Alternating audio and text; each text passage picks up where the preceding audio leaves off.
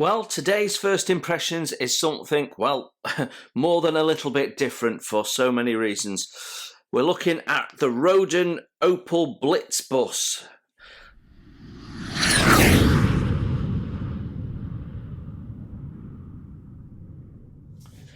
Hello and welcome to Model Kit Stuff and welcome to First Impressions Day.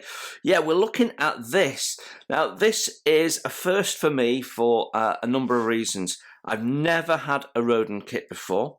I have never built a bus before, that I can remember at least.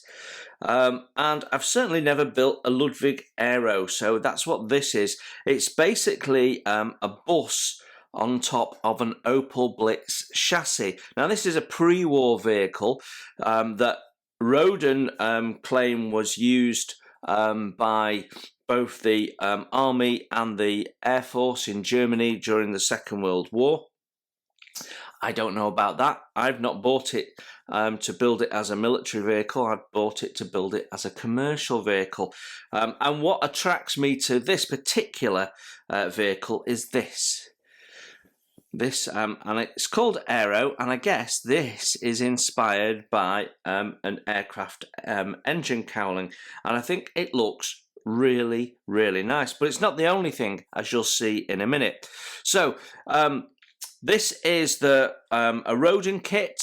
I think its kit number is 823, and it's 1:35 scale, and yeah, this kit's been on pre-order for a little while with me.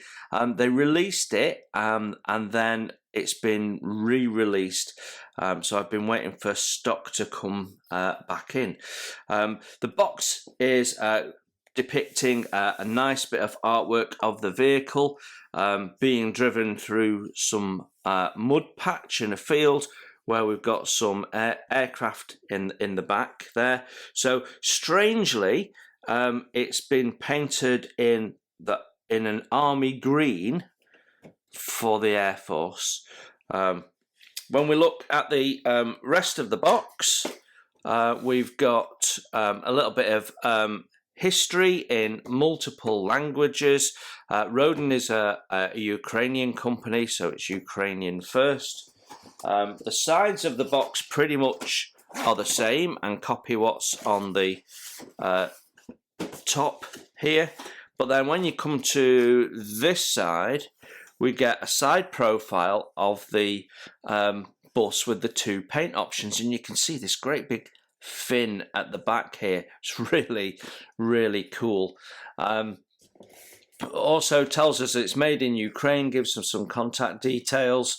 And it tells us it's not intended for children under the age of 3 because it has small parts.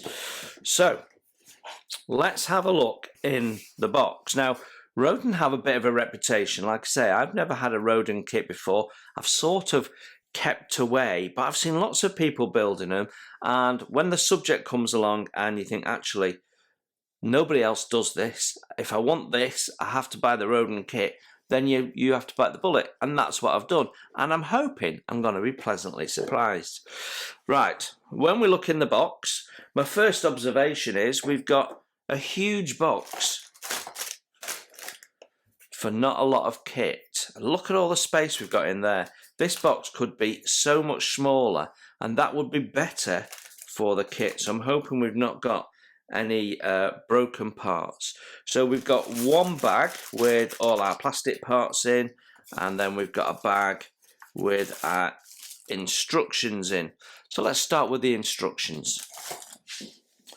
So our instruction manual is A4 black and white in a portrait layout, unbound instruction manual. And we're starting on the first page with quite a decent amount of history there. Tells us that at the beginning of the 1930s, Germany gradually recovered after the protracted economic depression caused by the aftermath of World War I and the stormy political events of the 20s. The rise of Adolf Hitler, who set out the goal of renewing the political role and importance of Germany, which had been before the Great War, became the spur for a rapid growth in diverse sectors of industry, including the automobile industry. However, Germany, although the motherland of the automobile as such, had allowed other countries to take up the leadership of the motor industry during the early years of the 20th century. First of all, France and England, and these countries had become the trendsetters in motor vehicle development. In the middle of the 30s, the renowned designer Ferdinand Porsche proposed the concept of a folk car to Hitler. He developed a small automobile which then became one of the classics of the motor industry, the VW Beetle. Not sure where this is going, really. The elegant contours of this car inspired a real boom among German auto designers. Cars of previous years had a body of distinct and separate forms, amongst which were distinguished a hood, rear body, boot, etc. Now a preference was given to the construction of cutting-edge aerodynamic forms, and soon these new features were widely spread not only on automobiles but also on trucks, buses and even passenger trains. The small truck body workshop of Ludwig Brothers in the German city of Essen, have been installing bodies of their own design. The chassis based of trucks from leading German motor manufacturers for some years. In the 1930s, the Ludwig firm cooperated especially closely with Opel business concern. After the appearance of the Opel Blitz 3-ton truck, the Ludwig Brothers workshop developed a few new conceptual bodies for this vehicle. One of them was a bus with a new body of streamlined and rounded form. The style of the radiator grille was unusual, and the Ludwig studio designers deviated from the traditional Opel shape as generally seen on trucks and other buses, and created a new rounded form for the front of the body. The engine cowling was rather elegant compared with the rounded off wings of the forward wheels. In the rear part of the body, there was an aerodynamic crest reminiscent of the fin of a huge fish. The salon also drifted from the studio's previous seating configuration in the first. I can't read what that is. Salon? Don't know what that means. The passenger chairs were arranged at an angle of 45 degrees to the windows for the best view, and the second salon passengers sat on sofa-like chairs like those found in the reception of establishments. This bus was made by Ludwig Studio in individual units because mass production was rather expensive, even in those times. However, after the beginning of the Second World War, at least one of these cars was mobilised in the ranks of the Wehrmacht, repainted in military panzer grey colour, and it is took part in the fighting of the early years of the conflict as an officer's transport. Right, okay. So they're saying definitely one was used by the Wehrmacht, so that's interesting. So it's telling us that we have a 4,450mm base. This is the specifications of the vehicle. A 1.6-cylinder 3,625cc engine, 75 horsepower, and passengers of up to 20 people. So a small bus is how we'd describe that, I guess. When we turn over the page, we've got a sprue map, and we have the numbers on, so you can use it for cross-referencing, although there's no numbers on that one. Oh yeah, there is numbers on that one. So we've got 1, 2, 3, 4, 5, 6, 7, 8, 9 sprues, plus what I'm going to guess is vinyl tyres. Then we've got some useful advice, read the instructions, and then we've got our key at the bottom there, which, you know, all looks fairly logical. Okay, repeat left and right, yep. Okay, And then we're on our first building step, and that is wheels. So we've got front and back wheel hubs on what I'm sure is a vinyl wheel. And we're making 2 of those. Then in step 2, we're making 1 of those. And then in step 3, we're making 2 of those. So that must be the spare wheel. We're then putting the wheels on the axles. So I'm not sure I'd be doing it that way, but anyway. So we've got rear axle, front there, which looks like we've got some form of quite basic steering linkage. There's nothing there connecting them though, so you'd be able to turn those wheels in on each other. That's interesting. There should be a rod at the back at the very least. Yeah, okay. Then we're building up the engine, which has the correct number of on the distributor cap. It's got the correct number of lead points, and some hoses and some bits and pieces. So that looks nicely detailed. Then we're adding the fan belt and the fan. If they're anything like the picture, they'll be a bit chunky, but not sure we'll actually see that anyway when it's built. Radiator going in, which has got the 2 hoses, and then we're installing the engine onto its mounting points and suspension going underneath. So it's a little crude. It's you know, the mounting points are there not for accuracy, but just for the fact that they need to mount an engine, if that makes sense. So it's designed to hold the engine rather than putting in what it would have actually sat on, because that's not what it would have sat on by no means. So it's a little bit basic. We've got a preformed chassis there, so I'm gonna guess that it's not got too much detail on. How much of that we'll see again, I don't know. Then we're putting in the drive shaft. That's going into the back wheels there. We've got the spare wheel being mounted on underneath, and then the front wheels going on. You're going to have to set those into a position. They're going to be tricky with them not supplying the rod at the back. Yeah, okay, interesting.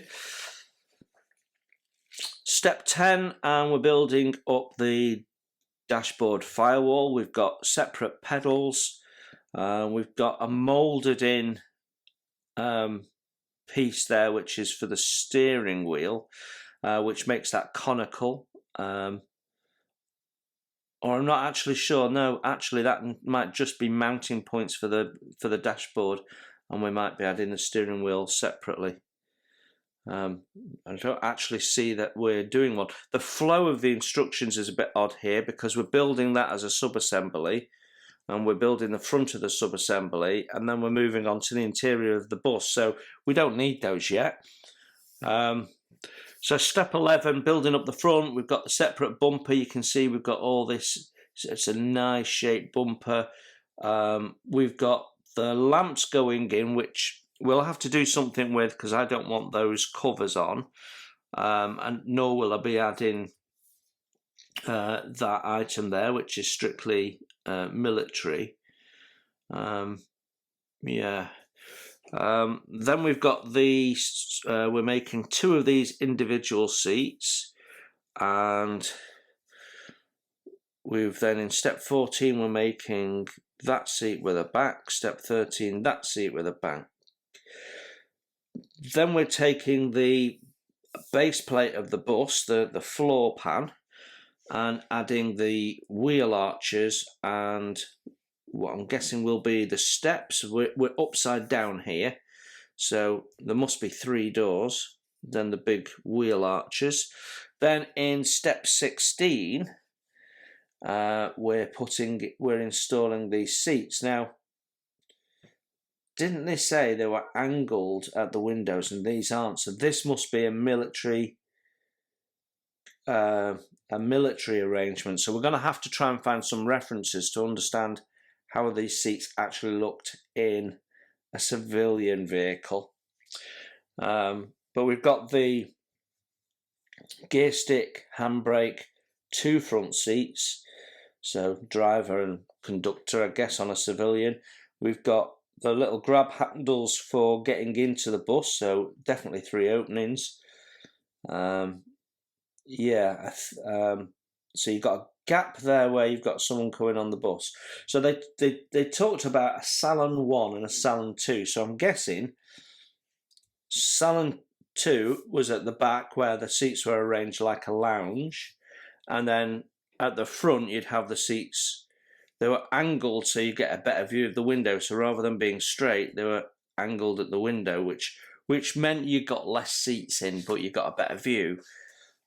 So you can see why they changed that for military service, maximise efficiency.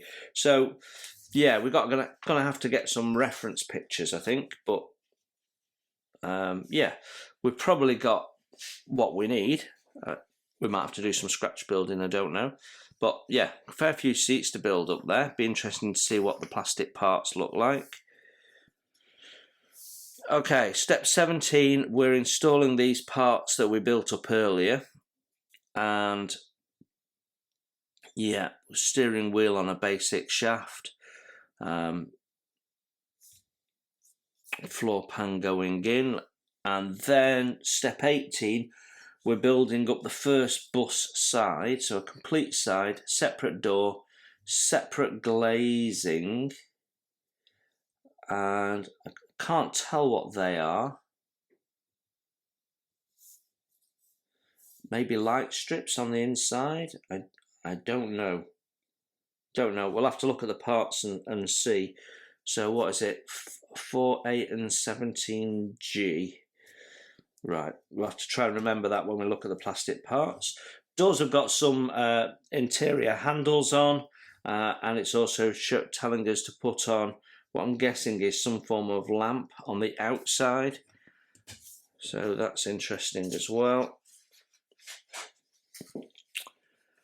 Then step 20, and we're looking at the roof. So again, 2 separate glazing panels. This time they go from the outside in, and two supports that go across the middle here, because I believe this was a glass roof, so you got lots and lots of lighting. So way before you started seeing glass roofs in cars in, well, the 80s with sunroofs, they were doing that in the 30s in Germany on buses. Some form of panoramic roof, that's great. Then we've got separate windscreen wipers. I don't think we've got any photo etch, so they'll be plastic, so they might be a bit chunky. We'll have to have a look. So it's got us building up the 2 sides with the roof, front valance, the rear section that goes underneath the windows, and the fin. Building all of that together so it can then be placed on the top. That worries me a little bit, getting all that straight and what have you. Depends on how well these fittings work, but basically the whole thing is going to be structurally held at that little point there and that meeting point for the valance there. That concerns me. The roof will add strength, but yeah, I don't know. Step 22, we're building up the bonnet, so that's 2-piece bonnet, so that'll be nice. Looks like we've got the ability to hinge it, so we could have it open. Quite a crude, rudimentary way of doing the hinge there, but it might work okay. Radiator is now going in that we built ages ago, and then there's internal post going in there as well, and that is it. So 23 steps. Okay, I didn't see any paint instructions as we went, so I don't know what colour these interiors are supposed to be. Have I missed something? It says F there and B there, so they must be paint instructions, but I haven't seen a call out for paint yet. So here we go. So quite a long list of paints really, but what's the colour on the interior?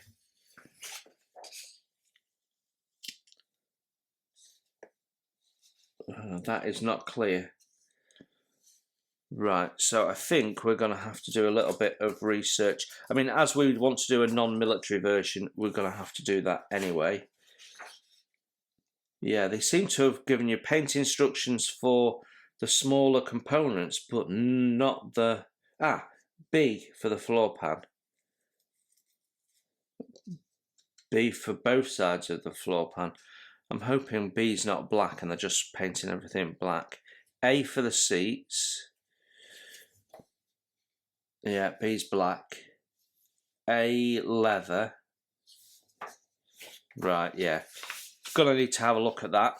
Right, then we've got a black and white image for the paint instructions. So it's saying what? J is dark blue grey. G is red. H is matte ochre for the headlights. Okay, interesting.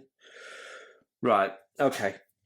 Basically, we've got a grey version, and then looking at this, we've got a matte light olive version, so grey and green. Yeah, which we won't be doing. We'll be doing some nice commercial colours. But what a beautiful shape it is. What a beautiful, beautiful shaped bus that is. Really, really nice. Both of the paint schemes, so are unknown units, one from 1940, one from 1942.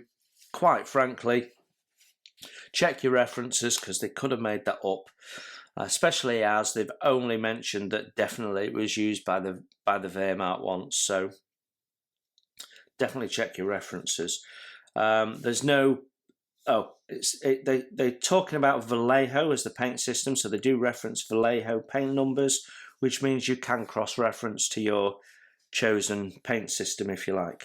Right, so that's the instructions. Let's have a look at the decals next, which is that here. It says Opel Blitz Aero World War II service. These are very familiar. These are probably made in the Ukraine because they look very much like ICM decals.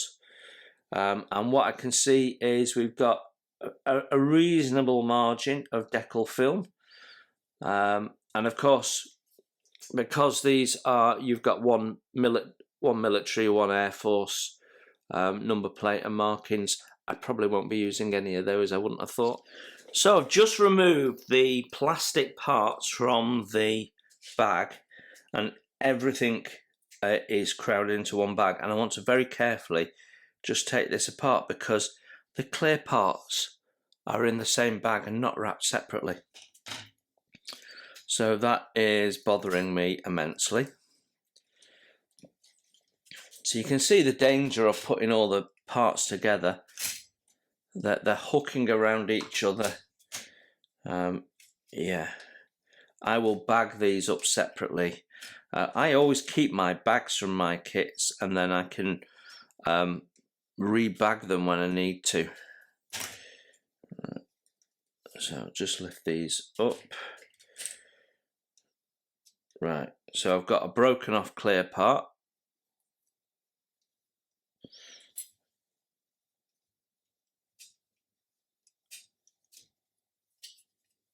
Okay. Right. Let's have a look at the plastic, shall we? Let's start with the clear parts, as I need to rescue them, and they haven't been helped by being in with everything else because I've got scratches on the glass, which is annoying. We'll have to polish them up. Hopefully it'll just polish out. The glazing is not what you'd call crystal clear. Putting to one side the scuffs on it, it's a bit foggy. It's got all sorts of inclusions in it. There's no distortion though. And I'm guessing this is the main window. It's got some form of dirt on it. Right, let me get some rubbing alcohol. I want to see if we can clean these up, and you know, it looks like there's a lot of release agent on it or something. Don't know. So I've got some 70% rubbing alcohol here. Whatever that brown mark was, I dread to think, it is now gone.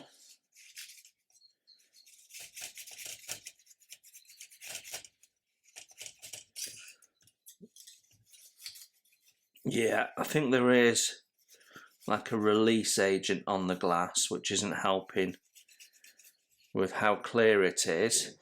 That's definitely improved it a little bit, but yeah, we've got scuffs and bits and pieces on there, so that's not great. We do have the rubber seal molded in, which is nice. But they are, yeah, they've got like a strange brushed effect going across them, so they're quite crude. We could possibly, because a lot of these are just flat pieces, we could possibly use them as templates on some acetate and replace them with acetate. I think that might be a nice way to go. The rear windows have a frame in, and so do the forward windows,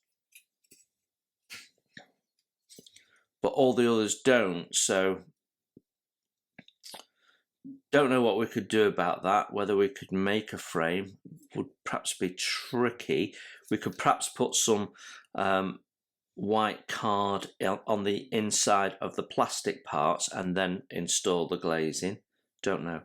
It would appear that we've got commercial headlamps, so that's helpful, although there is zinc in them, and the military ones have got an awful lot of zinc and they're very crude, so I wouldn't be wanting to use those anyway. So yeah, that's our first introduction to Roden parts, and let's put them in a bag and stop them getting any worse at least.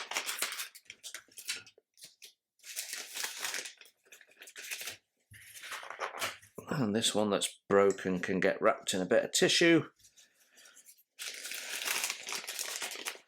There you go.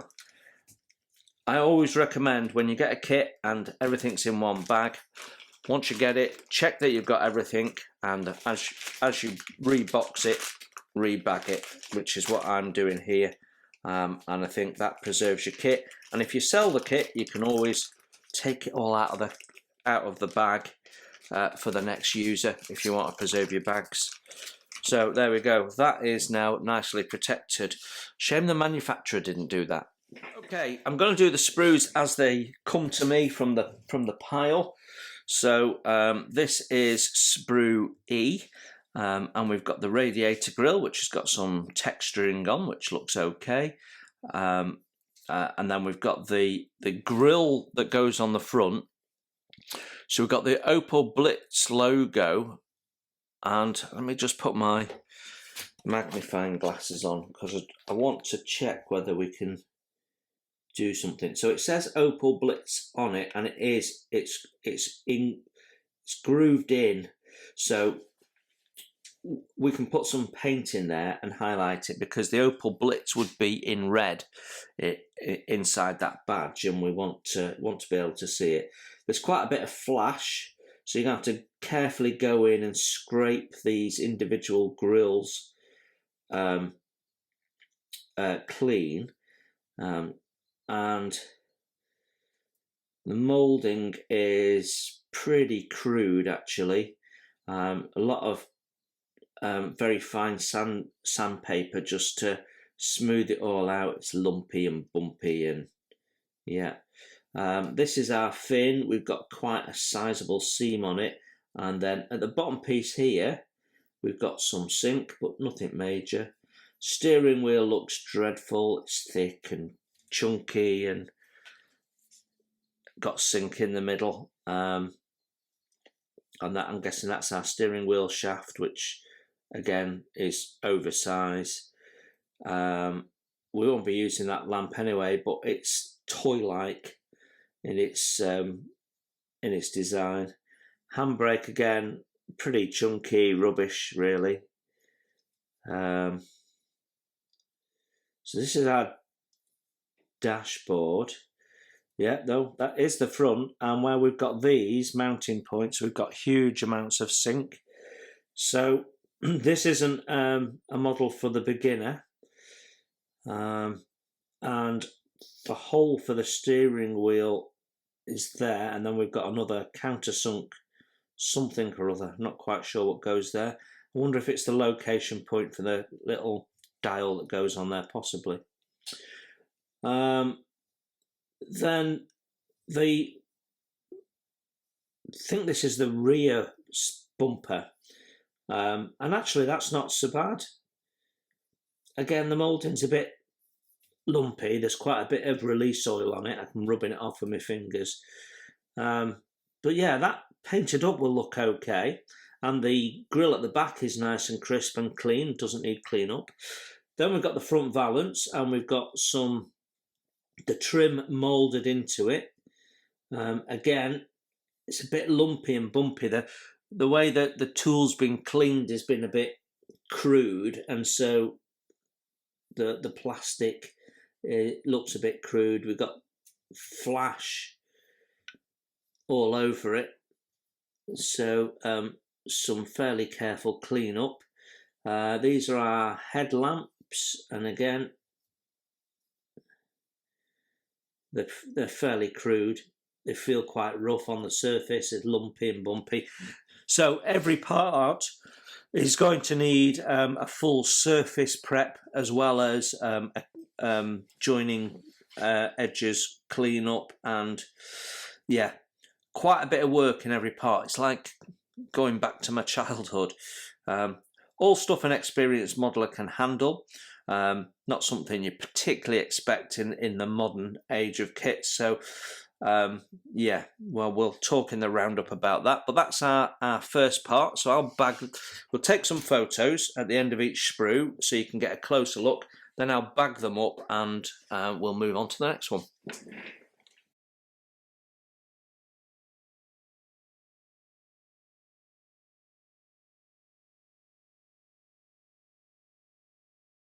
So our next sprue out is L, and I think this must have come from an Opel Blitz kit, as in the truck rather than the bus, because we've got a jerry can there, which we're not using in this. So I think it's a sprue they use for the truck. So we've got, I think there's two of these, if memory serves. So we've got a military truck headlamp. We've got the wheels, which, yeah, again, aren't too bad. They've got this strange ridging that you can see in the light, but whether it's going to come up on paint, I don't know. The windscreen wiper is chunky and needs a lot of clean up to be anything like usable. And then you've got distance markers that we wouldn't use, towing hook that we won't use. I think we use those parts in the steering setup, but they're chunky and horrid and not nice. I think these are also used in the wheels, but are hidden. They're they mount into there. The jerry can is dreadful. It's soft moulded. It doesn't have the seam in the middle. It's over scale. It's horrid. The suspension, the leaf springs. It's not so bad in how it looks. There's a bit of sink in it in places. Won't be too bad to tidy up. So yeah, that's okay actually. Although I don't know whether it's the right number and stuff. It somehow looks a little chunky, but Yeah, what we've got is okay. Not sure what that is, but I don't think we're using it. So I'm fairly convinced that's from the truck version of the Opel Blitz.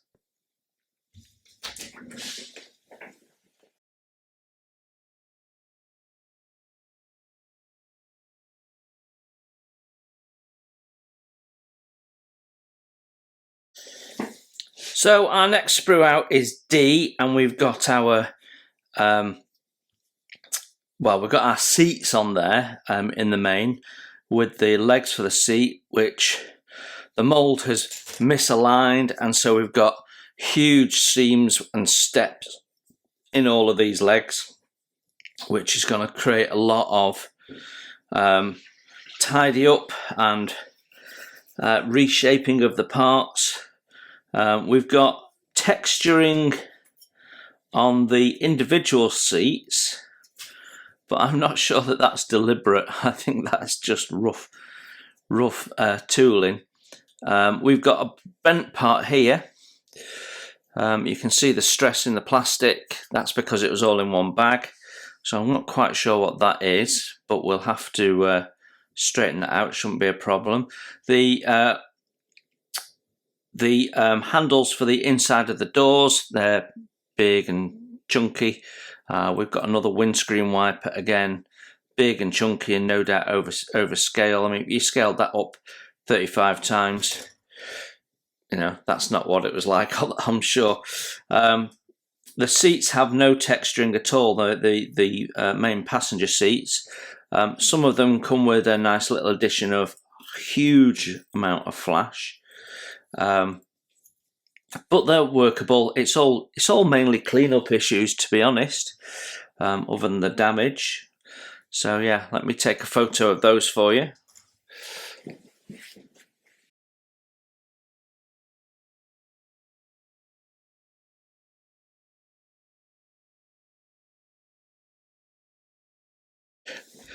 Sprue C, and this is interesting because we've got the floor pan, which is just flat.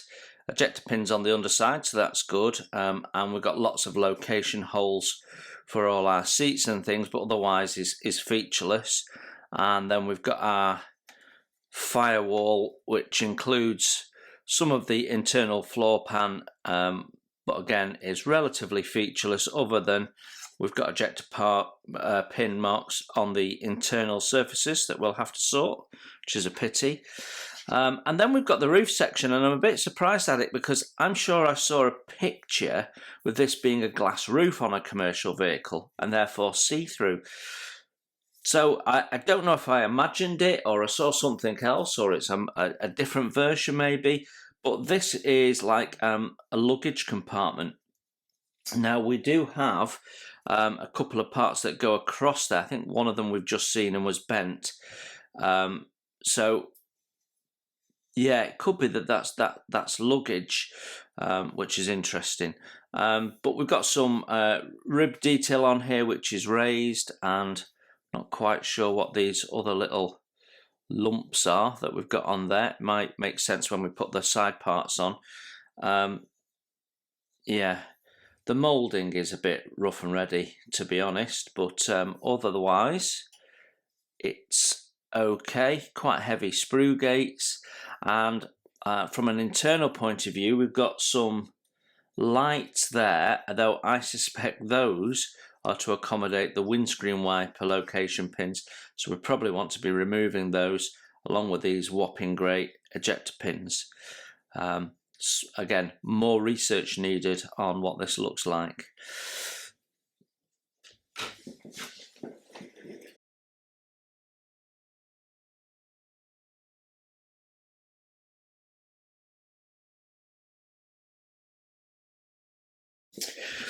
So our next sprue has got the doors on, the rear piece with the moulded in tail lights, and you know, all of this would be chrome, so it'll look fairly cool. We've got our front piece, looks fairly basic, but the shape is all correct. We've got our bonnet with the louvres on, and that's actually fairly nicely done, even though the edges are a bit rough. Looks not sure, but looks like we might have a short shot in the door. I'm not sure that's correct. I think that should be going all the way up to there, like that one. So I think we've got a big moulding issue with that door. That's really disappointing. Repairable, but really disappointing. So quality control doesn't exist, but it's got these funny shapes in, so it could be that it's supposed to be like that, but I don't think so. I think it's supposed to be like that one, which also has gathered in at the sides. So pretty poor, really. The steps, ejector pin marks on all the internal surfaces that you'll see, so that's disappointing as well. And then we've got our little dial piece, which has some shrinkage around the sprue gates. So all in all, pretty poor.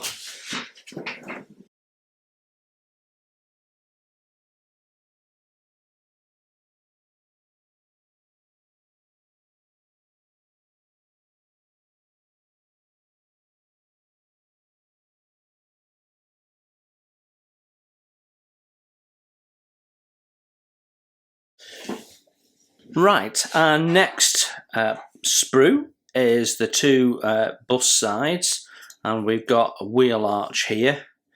And again, you know, this is the bit you're not going to see, and the bit that you are going to see has got massive ejector pin marks in, so creating a load of work for the modeler there.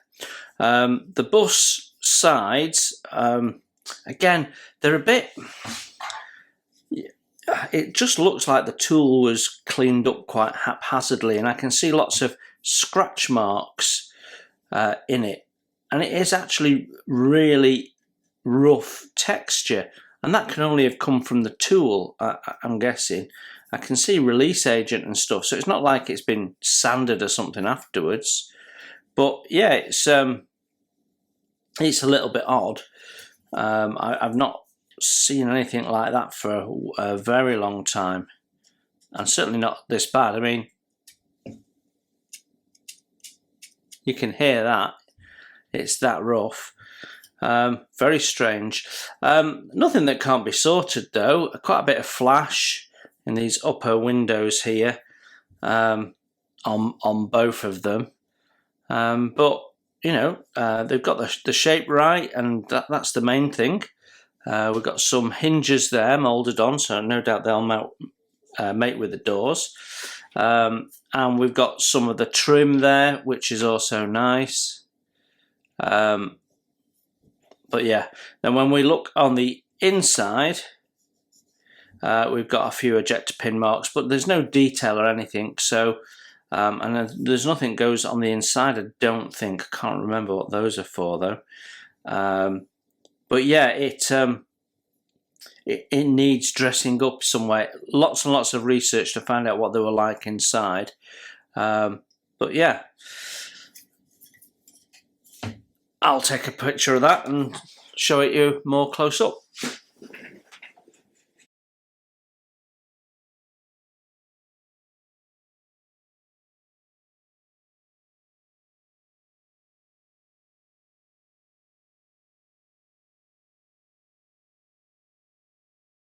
So this is our final plastic sprue. Interestingly, there's some form of cage there, like a baggage cage or something. Looks like it perhaps went on the back end of the bus by the shape of the side profile of it. So let's see.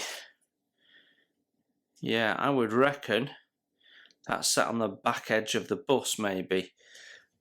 Sort of there, because it's got quite a longer long sloping legs on this side and fairly short ones on that side. So that gives me a feeling that they're going to do a civilian version at some point. I'd love to know what was in there, but yeah. So we've got that, but it's pretty warped and distorted, and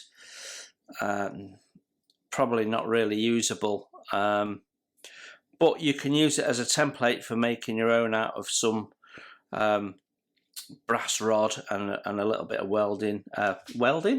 soldering, I should say. But then we've got again more stuff for the military vehicle, pickaxe and shovel. That's actually not too bad.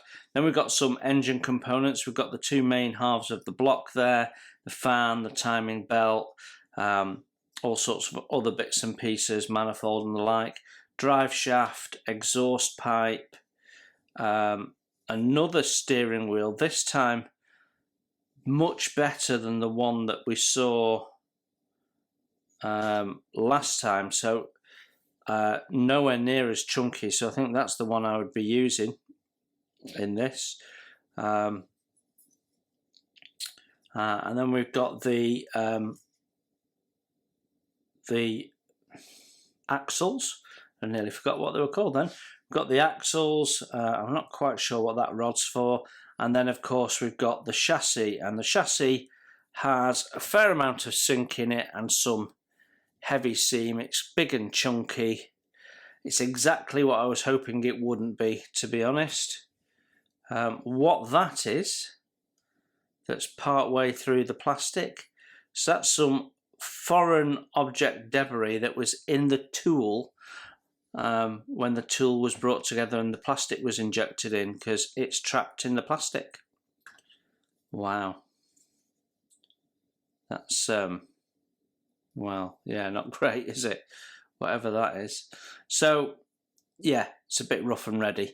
But the engine block's not so bad. And then we've got some form of, I think that's probably the fuel tank, is it? We've got the back half of the aerial.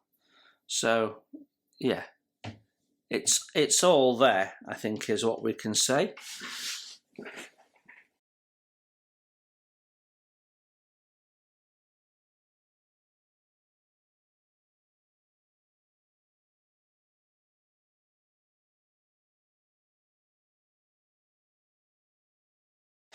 And finally, our vinyl tyres, and they are not great. I mean, they're not too bad from a cleanup point of view.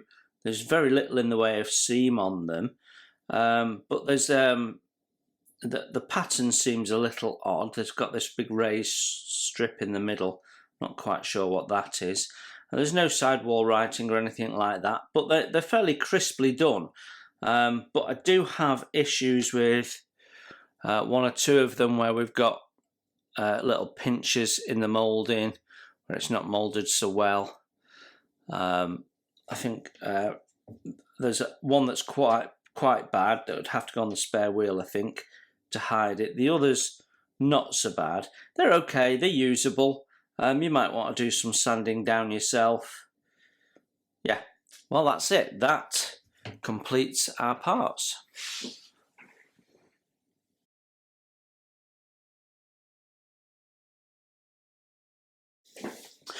So there you have it, the Roden Opel Blitz Bus Ludwig Aero in World War II service, 1:35 scale. What is my first impression?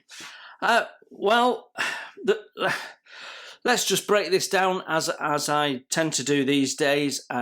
Instructions first. I don't have a massive problem with the instructions. They're basic.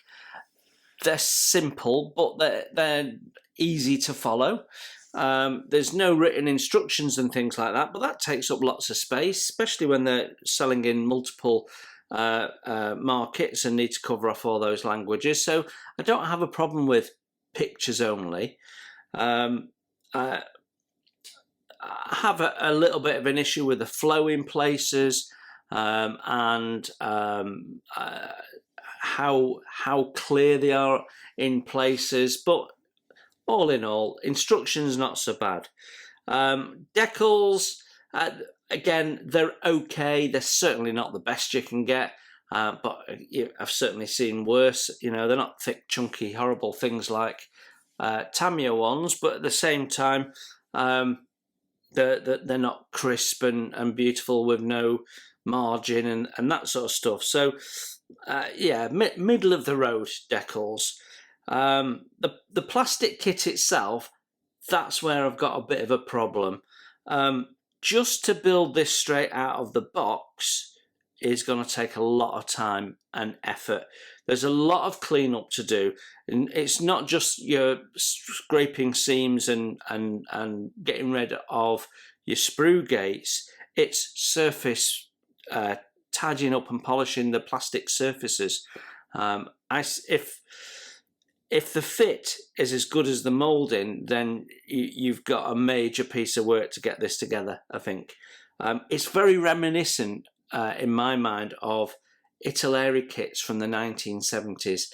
If I bought a 50-year-old Italeri kit, this is sort of what I would expect. So, yeah, it's nowhere near current standards. It's way off the pace of the leading manufacturers at the moment. What its saving grace, the saving grace of this kit is, though, is the subject matter. It's absolutely stunning. I'm not aware of anybody else that does it. I believe they do it in 1:72 scale as well, but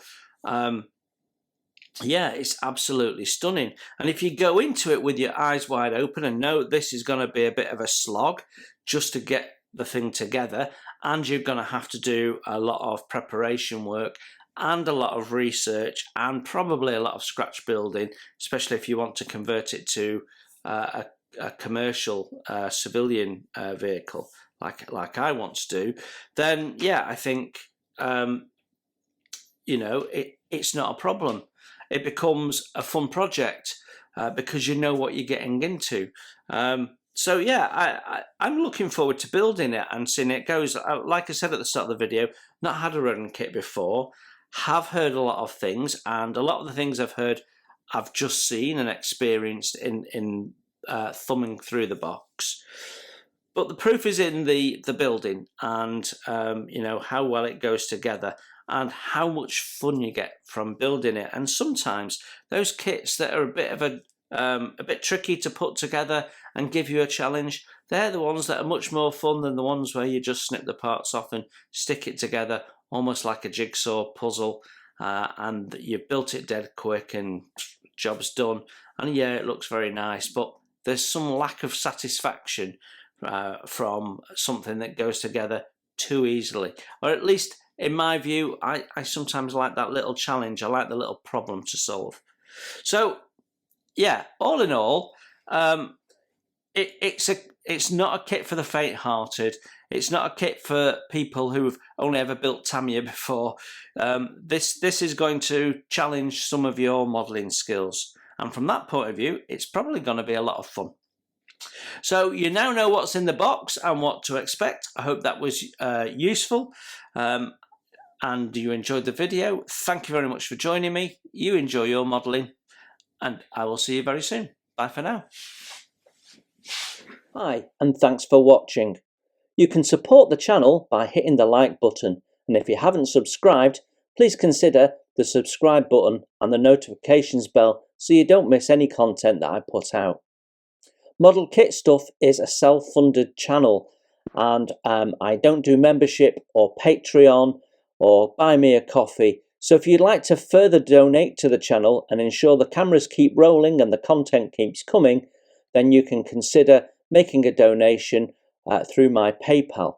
You will find a link to that in the text below. You enjoy your modelling, and I'll see you soon.